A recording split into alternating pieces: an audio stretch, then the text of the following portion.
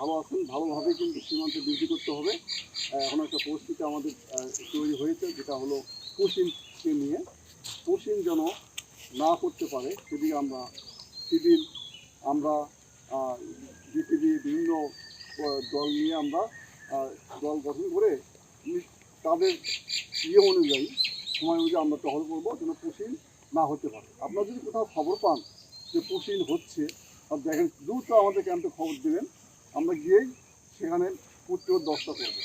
আর আপনারা যদি সামনে পরে কখন আপনারা একটু বলবেন, রাখেন, দৌড়ে ক্যাম্পে আসবেন অথবা মোবাইল ফোনে আমাদের সাথে যোগাযোগ করবেন। আমরা সবাই মিলে পুশিং তথা সীমান্তে যে কোনো সমস্যা যদি আমাদের সামনে চলে আসে, তো সেটা আমরা অবশ্যই মোকাবিলা করব। আপনারা জানেন ইতিমধ্যে বর্ডারে খুব গন্ডগোল হচ্ছে। ভারতের বিএসএফ আমাদের বাংলাদেশে মনে করেন যে ওই যে পুশিং করার চেষ্টা করতেছে। তো আমরা দেখতেছি আমাদের এলাকায় যে বিডিআর হিসেবে টহল করে, মনে করেন তারা খুব সতর্কতার অবস্থানে আছে। আমরা তাদেরকে হেল্প করতেছি, কারণ তারা আমাদের সহযোগিতায় আছে। তাদেরকে যদি আমরা হেল্প না করি তাহলে কেমন দেখে? আমরাও তো বাংলাদেশের মানুষ, এই জন্য তাদের সার্বিক সহযোগিতা আমরাও আছি। আমরাও চেষ্টা করতেছি, বর্ডার পহরা দিচ্ছি। কোনো যদি কোথাও পুশিং হয় তাহলে আমরা তাদেরকে সাহায্য করব, তাদেরকে আমরা জানাবো। তারা কঠোর অবস্থানে আছে। এই সময় বিএসএফ পুশিং করতেছে, আমরা বিজিবির সাথে টহল দিচ্ছি।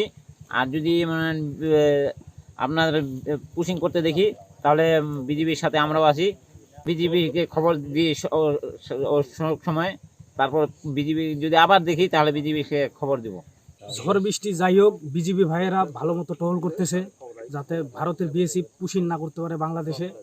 আমরাও স্থানীয়রা আছি বিজিবি ভাইয়ের পাশে। যদি কোনো পুশিং করা হয় তাহলে আমরা বিজিবিকে তৎপরতা হিসাবে জানাবো।